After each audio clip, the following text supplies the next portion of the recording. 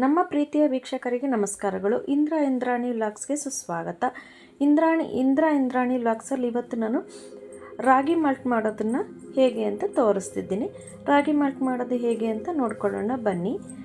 ನಾನು ಒಂದು ಬಾಣಲಿ ಇಟ್ಕೊಂಡಿದ್ದೀನಿ. ಇದೇ ಬಾಣಲಿ ಕೊನೆ ತನಕ ಇಟ್ಕೊಳ್ತೀನಿ. ಇದಕ್ಕೆ ನಾನೊಂದು ಅರ್ಧ kg ಹೆಸರು ಕಾಳನ್ನು ಹಾಕ್ಕೊಂಡಿದ್ದೀನಿ. ಹೆಸರು ಕಾಳು ಸ್ವಲ್ಪ ಜಾಸ್ತಿ ಪ್ರಮಾಣದಲ್ಲಿ ಹಾಕ್ಕೊಂಡಿದ್ದೀನಿ. ಇದರಲ್ಲಿ ಪ್ರೋಟೀನ್ ಅಂಶ ಎಲ್ಲ ಜಾಸ್ತಿ ಇರುತ್ತಲ್ವ, ಹಾಗಾಗಿ ಹೆಲ್ತಿಗೆ ಚೆನ್ನಾಗಿರುತ್ತೆ ಅಂತೇಳಿ, ಒಳ್ಳೆಯದು ಅಂತೇಳಿ ನಾನು ಇದನ್ನು ಹೆಸರು ಕಾಳನ್ನು ಒಂದು ಅರ್ಧ kg ಅಷ್ಟು ಹಾಕ್ಕೊಂಡಿದ್ದೀನಿ. ಹೆಸರು ಕಾಳನ್ನು ಇವಾಗ ನಾವು ಸ್ವಲ್ಪ ಚೆನ್ನಾಗಿ ಕೆಂಪಿಗೆ ಹುರ್ಕೊಳ್ಳೋಣ. ಸೀದೋಗಬಾರ್ದು, ಬಣ್ಣ ಚೇಂಜ್ ಆಗಬೇಕು. ಅಷ್ಟೊತ್ತಿಗೆ ನಾನು ಒಂದೊಂದು ಸಾರಿ ಹುರ್ಕೊಂಡು ಸ್ವಲ್ಪ ತೋರಿಸ್ತಾ ಇದ್ದೀನಿ. ಇವಾಗ ಹಳಸಂದೆ ಕಾಳು 1 ಕಪ್ ಅಷ್ಟು ಹಾಕ್ಕೊಂಡಿದ್ದೀನಿ, ಅಂದರೆ 1/4 kg ಅಷ್ಟು ಒಂದು 150 ಗ್ರಾಮ್ ಅಷ್ಟು ಹಾಕ್ಕೊಂಡಿದ್ದೀನಿ, 1/4 kg ಇಲ್ಲ. ಇದನ್ನು ಕೂಡ ನಾವು ಚೆನ್ನಾಗಿ ಹುರ್ಕೋಬೇಕಾಗುತ್ತೆ. ಯಾವುದೇ ಸೀದೋಗಬಾರ್ದು, ಒಂದೇ ಪ್ರಮಾಣದಲ್ಲಿ ಉರಿ ಇಟ್ಕೊಂಡು ಹುರ್ಕೋಬೇಕಾಗುತ್ತೆ. ಇದು ಕಪ್ಪು ಹುರುಳಿಕಾಳನ್ನು ಕೂಡ ಹಾಕಿ ಹುರ್ಕೊಂಡಿದ್ದೀನಿ. ಇದನ್ನು ಕೂಡ ನಾವು ಚೆನ್ನಾಗಿ ಹುರ್ಕೋಬೇಕಾಗುತ್ತೆ. ಈ ಪ್ರತಿಯೊಂದನ್ನು ನಾವು ಮೀಡಿಯಮ್ ಉರಿನಲ್ಲಿ, ಒಂದೇ ಉರಿನಲ್ಲಿ ಇಟ್ಕೊಂಡು ಹುರ್ಕೋಬೇಕಾಗುತ್ತೆ. ಕೆಲವಕ್ಕೆ ನಾವು ಉರಿನ ಕಮ್ಮಿ ಮಾಡ್ಕೋಬೇಕಾಗುತ್ತೆ, ಕೈ ಬಿಡದೇ ಹುರ್ಕೋಬೇಕಾಗುತ್ತೆ. ಇವಾಗ ನಾನು ಹುರುಳಿಕಾಳನ್ನು ಹಾಕ್ಕೊಂಡಿದ್ದೀನಿ, ಅದು ಕೂಡ 150 ಗ್ರಾಮು. ಒಂದು ಬಟ್ಲಿನ ಅಳತೆನಲ್ಲಿ ಎಲ್ಲ ಒಂದೊಂದು ಬಟ್ಲು ಹಾಕ್ಕೊಂಡಿದ್ದೀನಿ ನಾನು. ಇವಾಗ ನೋಡಿ ಹುರುಳಿಕಾಳನ್ನು ಕೂಡ ಹುರ್ಕೊಳ್ಳೋಣ. ನಾನೆಲ್ಲ 2 ಟೈಮ್ ಹುರ್ಕೊಂಡಿದ್ದೀನಿ. ಅದನ್ನು ಒಂದೊಂದು ಟೈಮ್ ಹುರಿಯೋದು ಮಾತ್ರ ನಿಮಗೆ ತೋರಿಸ್ತಾ ಇದ್ದೀನಿ. ವಿಡಿಯೋ ತುಂಬ ಲೆಂತ್ ಆಗುತ್ತೆ ಅಂತ ಹೇಳ್ಬಿಟ್ಟು ನಾನು ಇವಾಗ ಅವರೆಕಾಳನ್ನು ಹಾಕ್ಕೊಂಡಿದ್ದೀನಿ. ಅವರೆಕಾಳನ್ನು ಕೂಡ ಹಾಕ್ಕೊಂಡು ಅದನ್ನು ಕೂಡ ಚೆನ್ನಾಗಿ ನಾವು ಹುರ್ಕೋಬೇಕಾಗುತ್ತೆ. ಇದು ಕೂಡ ಬಣ್ಣ ಚೇಂಜ್ ಕಪ್ಪಾಗಬಾರ್ದು. ಯಾವುದೇನೂ ನಿಧಾನವಾಗಿ ತಾಳ್ಮೆಯಿಂದ ಹುರ್ಕೋಬೇಕಾಗುತ್ತೆ. ಇವಾಗ ನೋಡಿ ಒಣ ಬಟಾಣಿನ, ಹಸಿರು ಬಟಾಣಿ ಹಾಕ್ಕೊಂಡಿದ್ದೀನಿ. ಹಸಿರು ಬಟಾಣಿನ ಹಾಕ್ಕೊಂಡು ಅದನ್ನು ಕೂಡ ಹುರ್ಕೊಳ್ತಾ ಇದ್ದೀನಿ.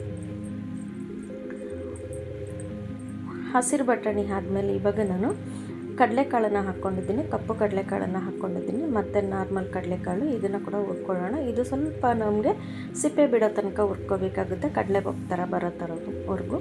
ಇವಾಗ ನಾನು ಕಾಬಲ್ ಕಡಲೆ ಕೂಡ ಹಾಕ್ಕೊಂಡಿದ್ದೀನಿ. ಕಾಬಲ್ ಕಡಲೆ ಕೂಡ 1 ಕಪ್ ಹಾಕ್ಕೊಂಡಿದ್ದೀನಿ, ಒಂದು ಬಟ್ಲೆಲ್ಲ ಹಾಕ್ಕೊಂಡಿದ್ದೀನಿ. ಅದನ್ನು ಕೂಡ ನಾವು ಹುರ್ಕೊಂಬಿಡೋಣ. ಕಾಬಲ್ ಕಡಲೆ ಹುರಿದಿದ್ದಾಗಿದೆ. ಕಾಬಲ್ ಕಡಲೆನೂ ಹುರಿದಿದ್ದಾದಮೇಲೆ ನಾವು ಇವಾಗ ರಾಜ್ಮಾ ಹಾಕ್ಕೊಳ್ತಾ ಇದ್ದೀನಿ. ರಾಜ್ಮಾ ಕೂಡ 1 ಕಪ್ ಹಾಕ್ಕೊಂಡಿದ್ದೀನಿ.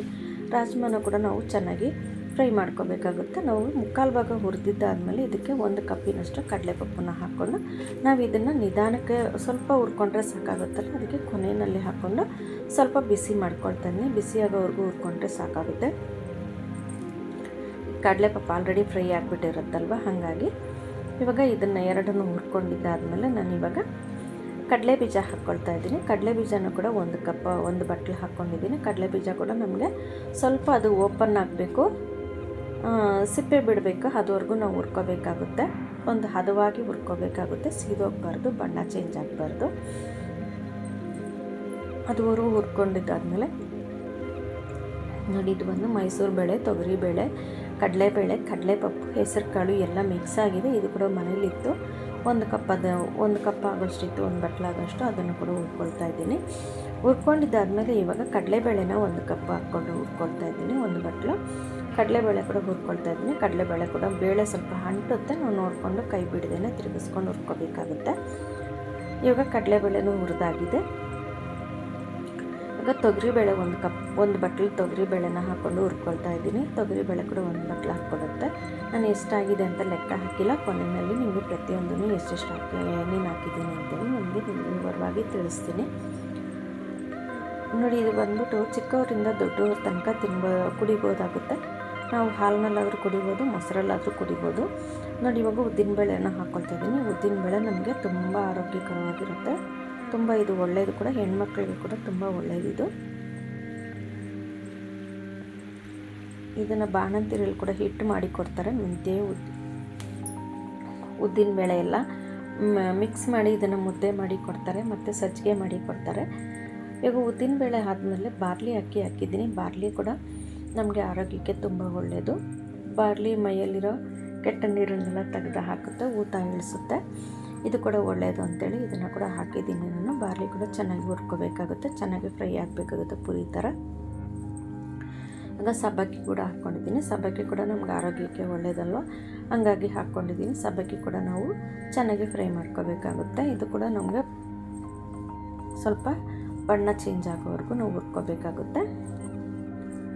ಹುರ್ಕೊಂಡಿದ್ದಾದಮೇಲೆ ಇವಾಗ ನಾನು ಅಗಸೆ ಬೀಜ ಹಾಕ್ಕೊಳ್ತಾ ಇದ್ದೀನಿ. ಅಗಸೆ ಬೀಜ ಕೂಡ 1 ಕಪ್ ಹಾಕ್ಕೊಳ್ತಾ ಇದ್ದೀನಿ. ಇದನ್ನು ಹುರಿಬೇಕಾದ್ರೆ ನಾವು ನೋಡಿಕೊಂಡು ಸ್ವಲ್ಪ ಸ್ವಲ್ಪ ಹಾಕ್ಕೊಂಡು ಹುರಿಬೇಕಾಗುತ್ತೆ. ಇದು ತುಂಬ ಸಿಡಿಯುತ್ತೆ, ನೋಡಿಕೊಂಡು ನಿಧಾನ. ಇದಕ್ಕೆ ಮಾತ್ರ ಲೋ ಫ್ಲೇಮ್ನಲ್ಲಿ ಇಟ್ಕೊಂಡು ಕೈ ಬಿಡದೆ ತಿರುಗಿಸ್ಕೋಬೇಕಾಗುತ್ತೆ. ತುಂಬ ಸಿಡಿಯುತ್ತೆ ಇದು, ನೋಡಿಕೊಂಡು ನಿಧಾನ ಉರಿನಲ್ಲಿ ಇಟ್ಕೊಂಡು ಹುರ್ಕೋಬೇಕಾಗುತ್ತೆ.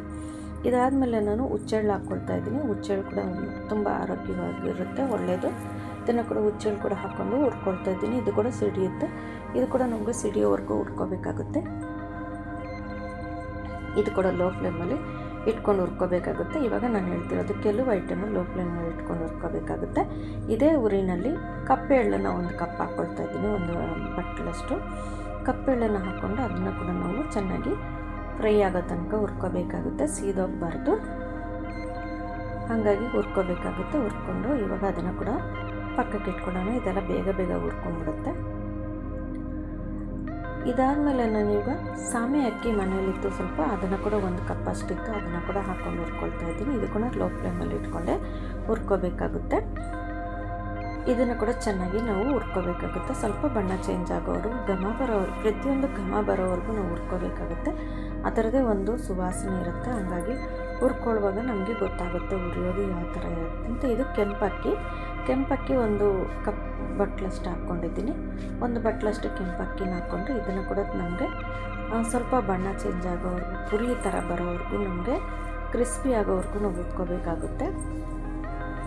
ಇದನ್ನು ಕೂಡ ಹುರ್ಕೊಳ್ಳೋಣ. ನೋಡಿ ಯಾವ ಥರ ಹುರುಳಿಕಾಳು ಥರ ಕಾಣಿಸುತ್ತೆ ನೋಡಿ, ಇದು ಕೂಡ ಹುರ್ಕೊಳ್ಳೋಣ. ಇವಾಗ ನಾನು ದೋಸೆ ಅಕ್ಕಿನ 1 ಬಟ್ಲಷ್ಟು ಹಾಕ್ಕೊಂಡಿದ್ದೀನಿ. ದೋಸೆ ಅಕ್ಕಿ ಕೂಡ ಹಾಕ್ಕೊಂಡು ಹುರ್ಕೊಳ್ತಾ ಇದ್ದೀನಿ.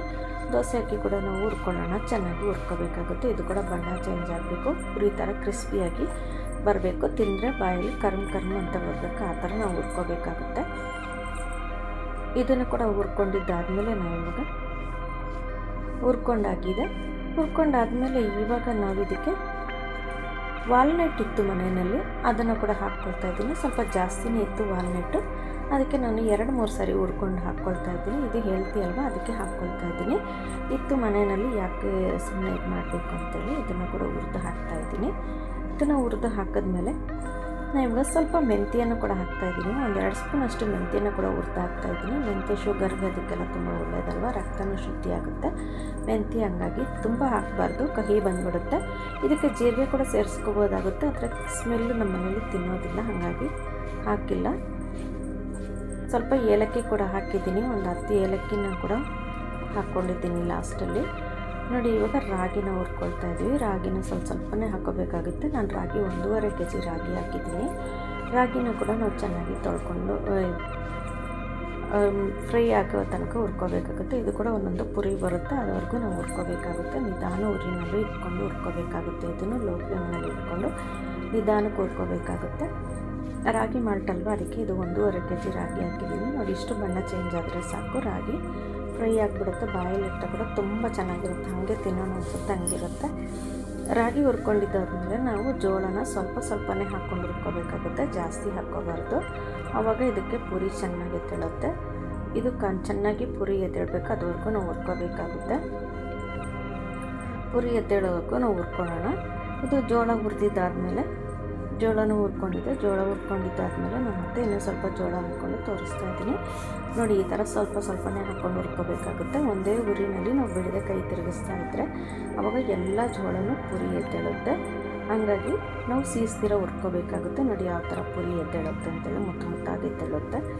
ಇದಾದಮೇಲೆ ನಾನೊಂದು ಅರ್ಧ kg ಗೋಧಿ ಹಾಕ್ಕೊಂಡಿದ್ದೀನಿ. ಗೋಧಿ, ಜೋಳ, ಹೆಸರು ಕಾಳು ಮಾತ್ರ ಅರ್ಧ kg ಹಾಕ್ಕೊಂಡಿದ್ದೀನಿ. ರಾಗಿ 1.5 kg ಹಾಕ್ಕೊಂಡಿದ್ದೀನಿ. ಗೋಧಿನ ಕೂಡ ನಾವು ಚೆನ್ನಾಗಿ ಪಟ್ಪಟ ಅಂತ ನಾವು ಚೆನ್ನಾಗಿ ಉಬ್ಬಿ ಬರಬೇಕು, ಅದುವರೆಗೂ ನಾವು ಹುರ್ಕೋಬೇಕಾಗುತ್ತೆ. ಮತ್ತು ರಾಗಿನ ಹುರ್ಕೊಳ್ತಾ ಇದ್ದೀನಿ. ರಾಗಿ ಹುರ್ಕೊಂಡು ಅದನ್ನು ಕೂಡ ಹುರ್ಕೊಂಡು ನಾವು ಮುಗಿಸ್ಕೋಬೇಕಾಗುತ್ತೆ. ರಾಗಿ ಹುರಿದಾಗಿದೆ. ರಾಗಿ ಎಲ್ಲ ಹುರ್ಕೊಂಡಾದಮೇಲೆ ನಾನು ಇವಾಗ ನೋಡಿ, ನಮ್ಮ ವಿಡಿಯೋ ನಾವು ಮೊದಲನೇ ಸರಿ ನೋಡ್ತಿದ್ದೀರಿ ದಯವಿಟ್ಟು ಸಬ್ಸ್ಕ್ರೈಬ್ ಮಾಡಿ, ಬೆಲ್ ಬಟನ್ ಒತ್ತಿ. ನಾವು ಹಾಕೋ ಪ್ರತಿ ವಿಡಿಯೋನೂ ನೋಟಿಫಿಕೇಷನ್ ನಿಮಗೆ ಬರುತ್ತೆ. ನಿಮ್ಮ ಫ್ರೆಂಡ್ಸ್ಗೆ, ನೆಂಟರಿಗೆ ಎಲ್ಲ ಶೇರ್ ಮಾಡಿ. ನಿಮಗೆ ಯಾರದೇ ವಿಡಿಯೋ ನೋಡಿದ್ರು ಪೂರ್ತಿ ವಿಡಿಯೋ ನೋಡಿ, ನಾವು ಹಾಕೋ ಪ್ರತಿಯೊಂದನ್ನು ನಿಮಗೆ ಅರ್ಥ ಆಗುತ್ತೆ. ಮತ್ತು ವಿಡಿಯೋ ಪ್ರಯೋಜನ ಆಗಿದ್ದರೆ, ನಿಮಗೆ ವಿಡಿಯೋ ಇಷ್ಟ ಆದರೆ ಒಂದು ಕಮೆಂಟ್ ಮಾಡಿ, ಲೈಕ್ ಮಾಡಿ. ವಿಡಿಯೋ ಇಷ್ಟ ಆದರೆ ಲೈಕ್ ಮಾಡಿ. ನೀವು ಲೈಕ್ ಮಾಡಿದ್ರೆ ಇನ್ನೂ 4 ಜನಕ್ಕೆ ವಿಡಿಯೋ ತಲುಪೋದಕ್ಕೆ ಹೆಲ್ಪ್ ಆಗುತ್ತೆ. ಮತ್ತು ನೋಡಿ ಇವಾಗ ಬಾದಾಮಿ ಹಾಕ್ಕೊಳ್ತಾ ಇದ್ದೀನಿ. ಬಾದಾಮಿ ಗೋಡಂಬಿ ಎಲ್ಲ ಸ್ವಲ್ಪ ಕಡಿಮೆ ಇತ್ತು, ಹಾಗಾಗಿ ನಾನು ಬಾದಾಮಿ ಒಂದು 50 ಗ್ರಾಮ್ ಅಷ್ಟು ಹಾಕ್ಕೊಂಡಿದ್ದೀನಿ. ಬಾದಾಮಿ 50 ಗ್ರಾಮ್ ಅಷ್ಟು ಹಾಕ್ಕೊಂಡ್ಮೇಲೆ ಇದರ ಜೊತೆಗೆ ಇವಾಗ ನಾನು ಪಿಸ್ತಾ ಕೂಡ ಸ್ವಲ್ಪ ಇತ್ತು, ಅದನ್ನು ಬಿಡಿಸಿಟ್ಕೊಂಡಿದ್ದೆ, ಅದನ್ನು ಕೂಡ ಹಾಕ್ಕೊಂಡಿದ್ದೀನಿ. ಪಿಸ್ತಾ ಹಾಕ್ಕೊಂಡಿದ್ದಾದಮೇಲೆ ಇದೆಲ್ಲ ನಮ್ಗೆ ಲೈಟಾಗಿ ಲೋ ಫ್ಲೇಮಲ್ಲೇ ಹುರ್ಕೋಬೇಕಾಗುತ್ತೆ ಒಂದೇ ಊರಿನಲ್ಲಿ. ಹಾಗಾಗಿ ನಾನು ಎಲ್ಲ ಫ್ರೂಟ್ಸ್ನೂ ಒಂದೇ ಸರಿ ಹುರ್ಕೊಳ್ತಾ ಇದ್ದೀನಿ. ಇದಕ್ಕೆ ಗೋಡಂಬಿ ಒಂದು 100 ಗ್ರಾಮ್ ಅಷ್ಟಿತ್ತು, ಅದನ್ನು ಕೂಡ ಹಾಕ್ಕೊಂಡು ಚೆನ್ನಾಗಿ ಹುರ್ಕೊಂಡಿದ್ದಾದಮೇಲೆ ಎಲ್ಲ ಇದು ಹುರ್ಕೊಂಡು ರೆಡಿ ಆಗುತ್ತೆ. ನೀವು ಮನೇಲಿ ಮಾಡಿ ನೋಡಿ ಹೇಗೆ ಅನ್ನಿಸ್ತು ಅಂತ ನನಗೆ ಕಮೆಂಟ್ ಬಾಕ್ಸಲ್ಲಿ ತಿಳಿಸಿ. ವಿಡಿಯೋ ಹೇಗಿದೆ ಅಂತ ಕೂಡ ತಿಳಿಸಿ, ಚೆನ್ನಾಗಿಲ್ಲ ಅಂದರೂ ತಿಳಿಸಿ. ನಮ್ಮ ವಿಡಿಯೋನ ಸ್ಕಿಪ್ ಮಾಡದೆ ನೋಡಿದ್ದಕ್ಕಾಗಿ ಧನ್ಯವಾದಗಳು ವೀಕ್ಷಕರೇ. ನಮಸ್ಕಾರ.